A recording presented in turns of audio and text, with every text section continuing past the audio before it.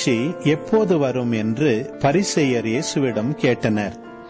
அவர் மறுமொழியாக, இறை ஆட்சி கண்களுக்கு புலப்படும் முறையில் வராது. இதோ இங்கே அல்லது அதோ அங்கே என சொல்ல முடியாது. ஏனெனில் இறை ஆட்சி உங்கள் நடுவேயே செயல்படுகிறது என்றார்.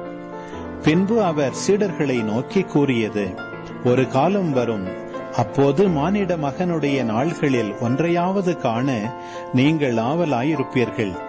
ஆனால் நீங்கள் காண மாட்டீர்கள். அவர்கள் உங்களிடம் இதோ இங்கே அல்லது அதோ அங்கே என்பார்கள்.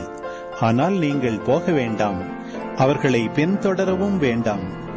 வானத்தில் மின்னல் ஒரு பக்கத்திலிருந்து மறுபக்கம் வரைக்கும் பளீரென மின்னி ஒளிர்வது போல மானிட மகனும் தாம் வரும் நாளில் தோன்றுவார்.